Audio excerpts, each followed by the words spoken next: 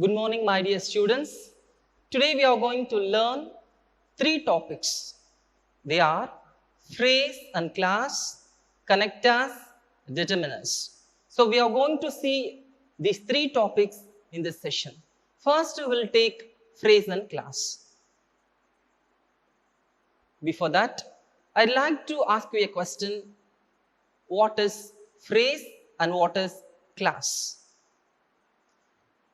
Yes. Before entering into phrase and class, I'd like to ask yet another question. I hope you will be knowing what is a word and what is a sentence.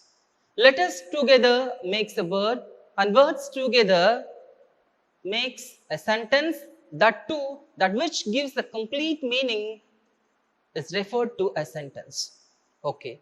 Here, phrase and class. First, we will take class. What is a class? A class is a group of words that contains both subject and a predicate. Predicate is nothing, it is a verb. Predicate is nothing, it is a verb. Again, I give the definition of class. A class is a group of words that contains both subject and a predicate or a verb. Or simply we can call it as a simple sentence is a class. A simple sentence is a class. Yes. Class is divided into two. They are independent class and dependent class. What is an independent class and what is the dependent class? Yes. Before getting into independent and dependent class, I'll give some examples for classes. The first sentence, Kalpana wants to buy a phone, but she does not have enough money. You see, but she does not have enough money is the class. She is the subject, does not have is a verb. So here we have a subject and a verb. So it is a class. Next one. If you don't study well, you won't pass the exam. Here, you won't pass the exam is an example of class. You, subject, won't pass is the verb. So it satisfies the rule with a subject and a verb. You won't pass the exam. It is a second example for class. The third one, Kevin bought a car which was too expensive. Here, Kevin bought a car is an example of class. Kevin, subject, bought, verb. The fourth example, Sanjay is a talented player though he is out of form. Sanjay is a talented player is an example of class. Sanjay, subject, is a talented player. Is a talented player is a verb. So here we see Sanjay, subject, is a talented player, verb. Altogether, it is an example of classes. So we are very clear that class contains a subject and a verb, and it can stand alone. Yes. Now we'll move on to the two types of classes. They are independent class and dependent class. What is the independent class? The word itself proves that it can stand independent. Independent classes also known as main classes. So the another name that we give to independent class is main class or complete sentences. They can stand alone and express a complete thought. Yes, independent class can stand alone. It can express a complete thought just like a sentence, but it is not a full sentence. It is only a part of a sentence. A set of a sentence is called as an independent class. Here I have given few examples. I need a book. I need a book. Mary prefers coffee.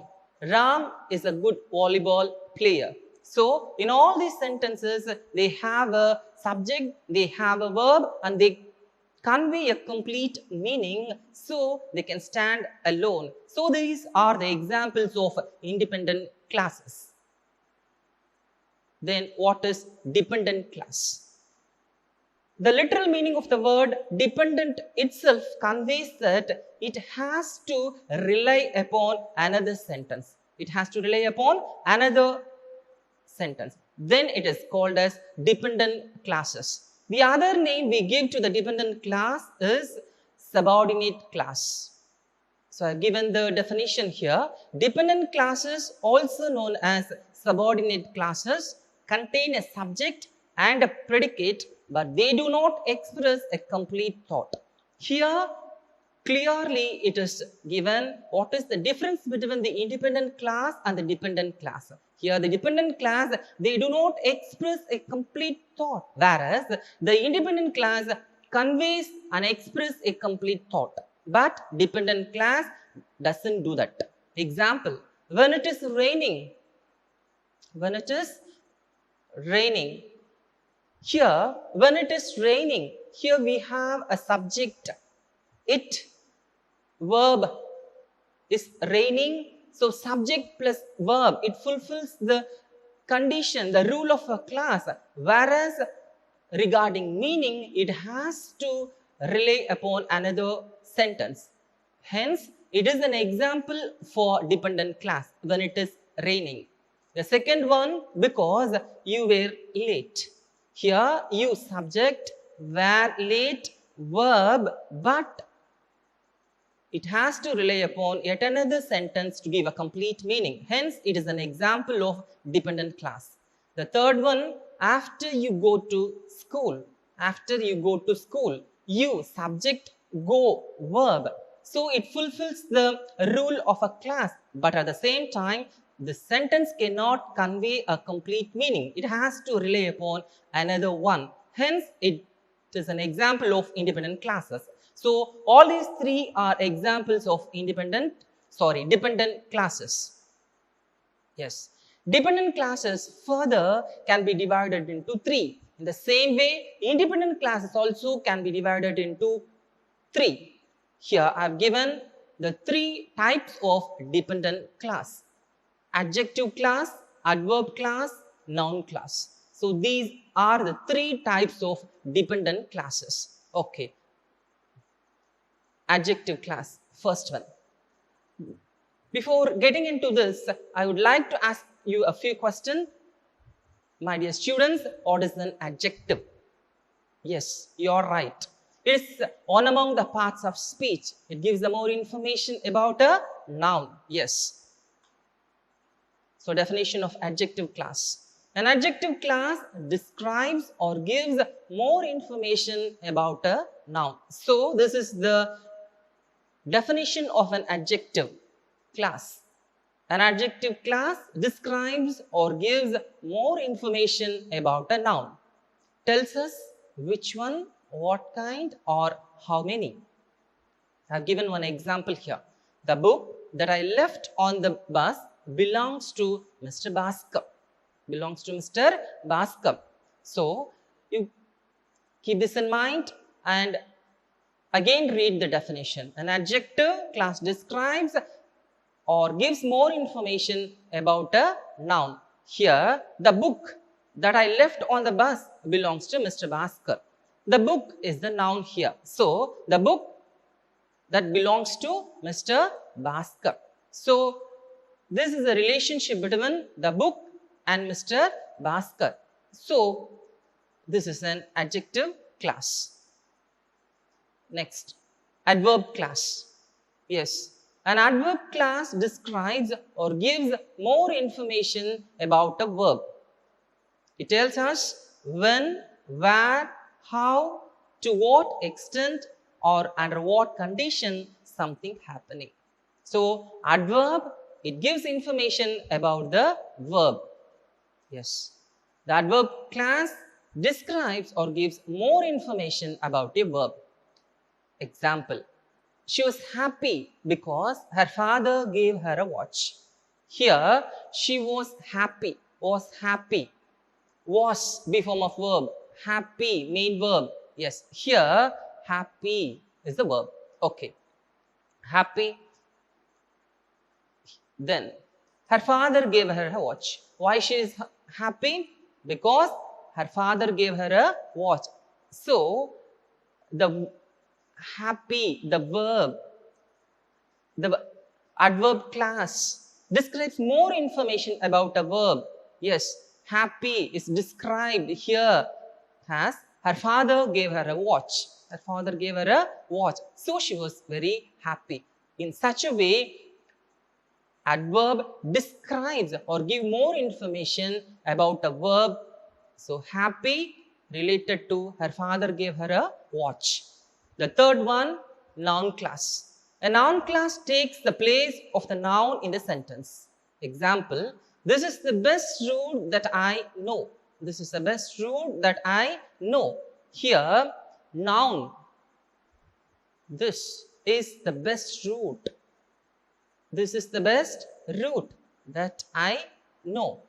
So, again, we keep this in mind. A noun class takes the place of the noun in the sentence. So, this is the best route is the noun class and it takes the place of a noun. So, this is an example of noun class. This is the best route that I know. Likewise, the class is divided into two, independent and dependent class.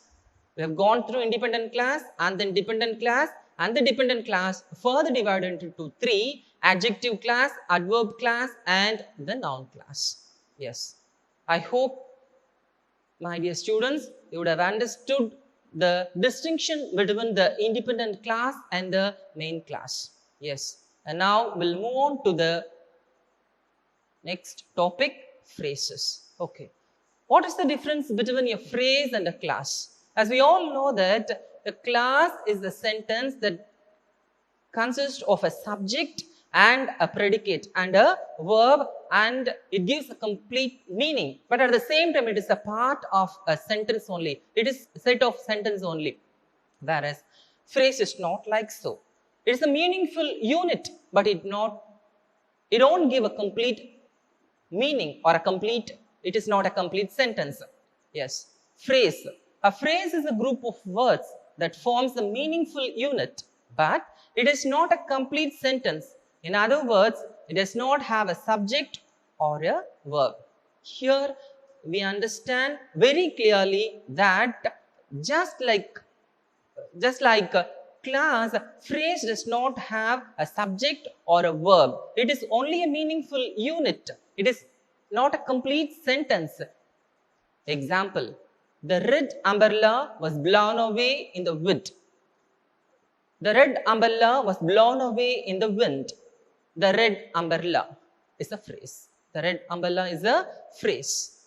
Example of a phrase. Further, the phrase can be divided into noun phrase, verb phrase, prepositional phrase. Yes, now we see what is a noun phrase. A noun phrase is a group of words made up of a noun and its modifiers. Example, the pink house is for sale. The house is the noun, whereas the word pink, the modifier, expresses something more. The house is in pink color.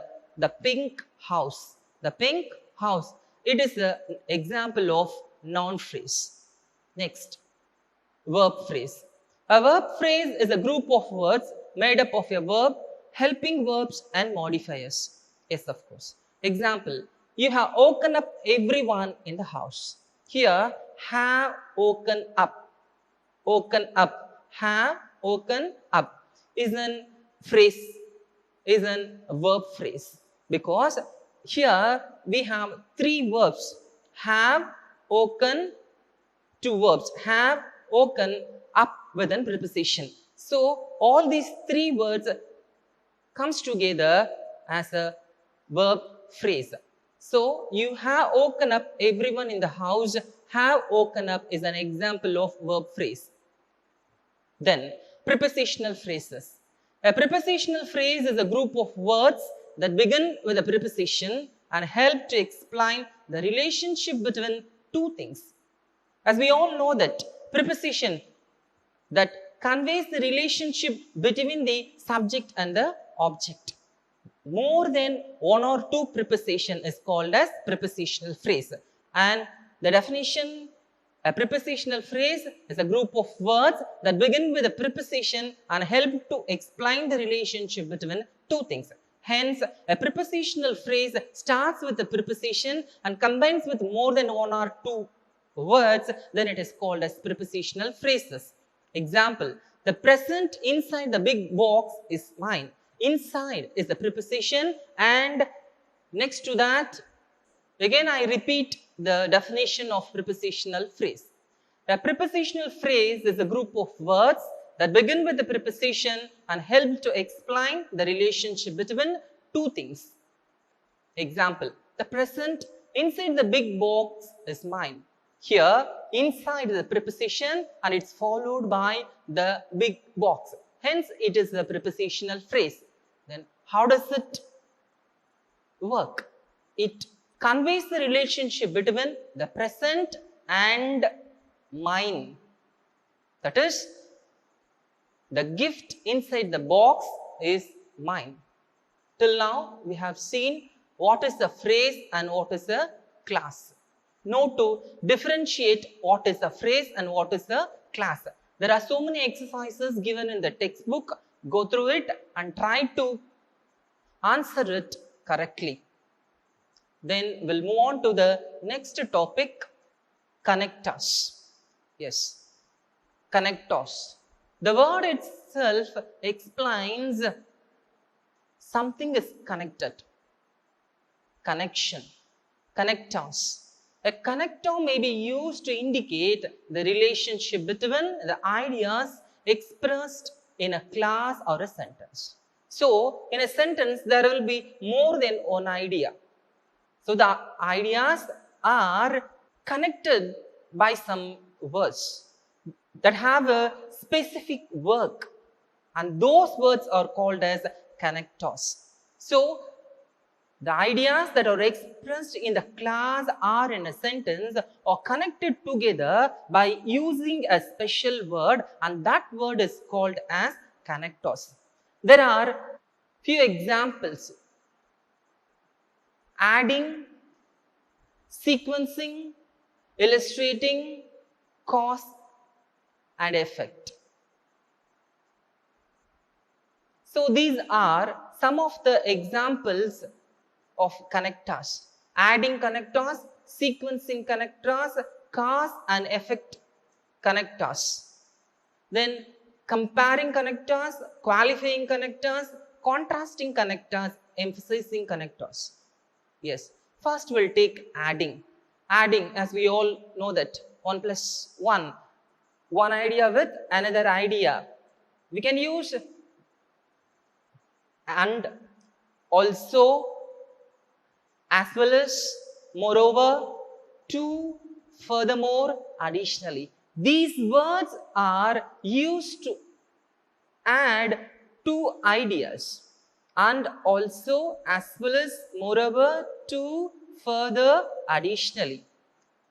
Whereas sequencing is in order: first one, second one, third one. So sequencing: first, second, third, finally, next, meanwhile, after, then, subsequently. These are the sequencing words which helps to connect the ideas that relates sequencing.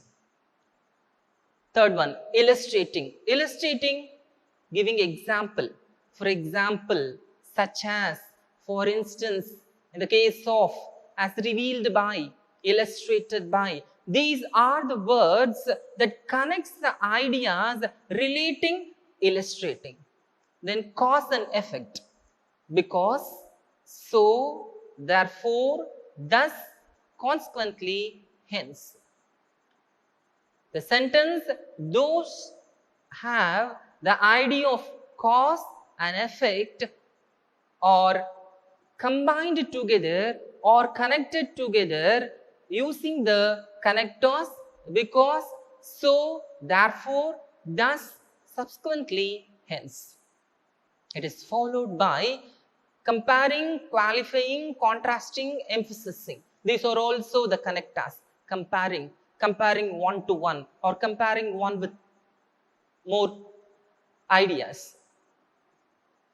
When it is used for comparing, the connectors similarly, likewise, as with, like, equally, in the same way. These are the comparing connectors used in a sentence to compare. Qualifying, but, however, although, unless, except, apart from, as, long, as if.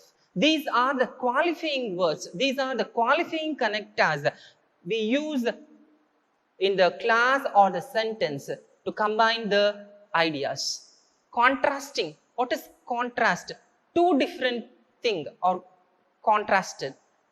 They are whereas, instead of, alternatively, otherwise, unlike, on the other hand, conversely. So these are the example of contrasting connectors. We make use of it in the class and sentences when we want to contrast few things. The last one is emphasizing.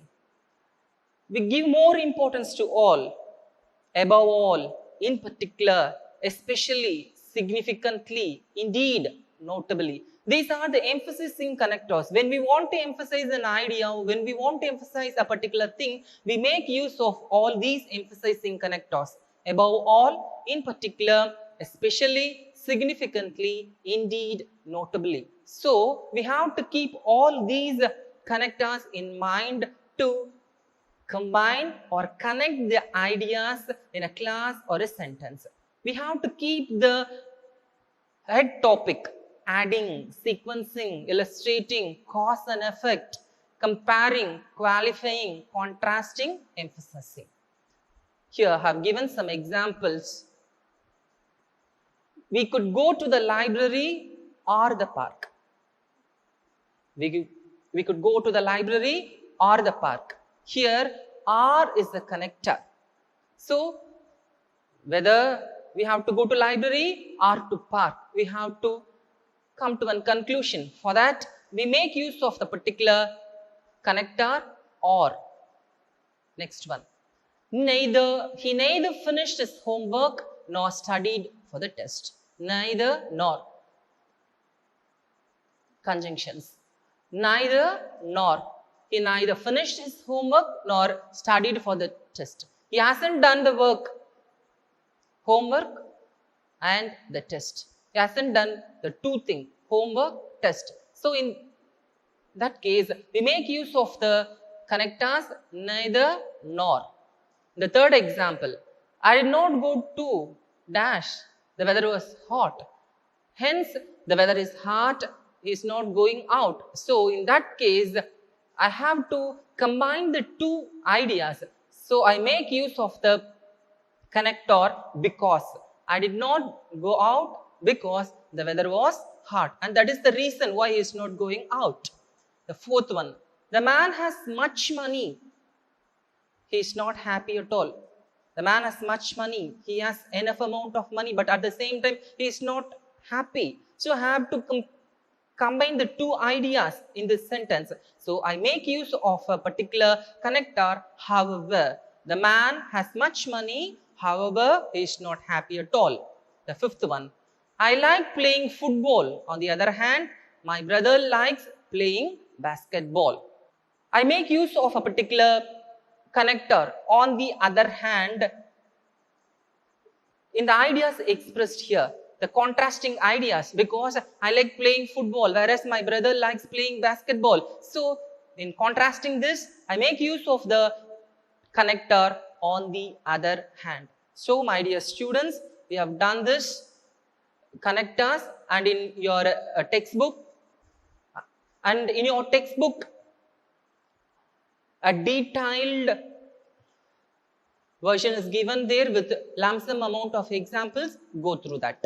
And now we'll move on to the next topic, determiners. What is the determiner? Determiners are the words that introduce a noun and provide some information about it, but do not describe it. Determiners are the words that introduce a noun. It introduces noun, but it not describes the noun.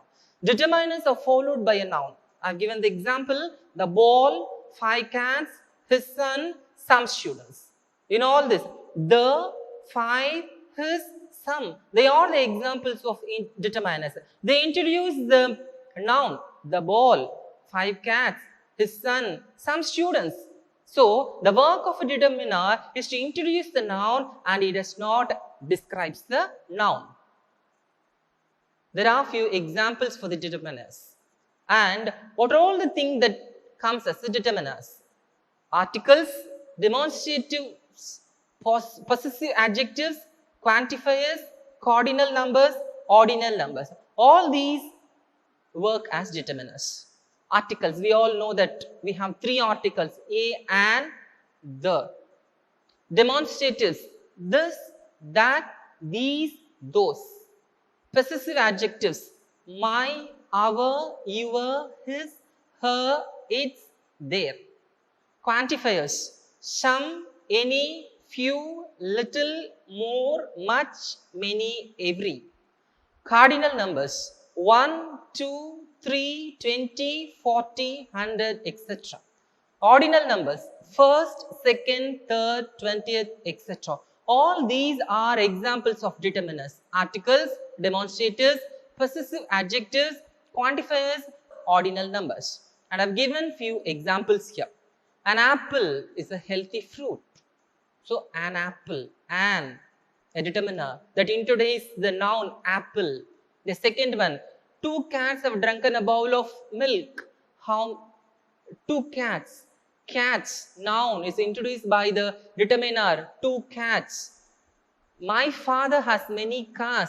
My, possessive, many, number. My father has many cars. Here, my and many are determiners. They introduce the noun, father, cars. Likewise, determiners plays a vital role in a sentence. So, my dear students, today we have learned phrase and class and connectors and determiners, which are minor areas in the grammar, but at the same time it has its own. Okay, my dear students, again we'll go through the thing that we have taken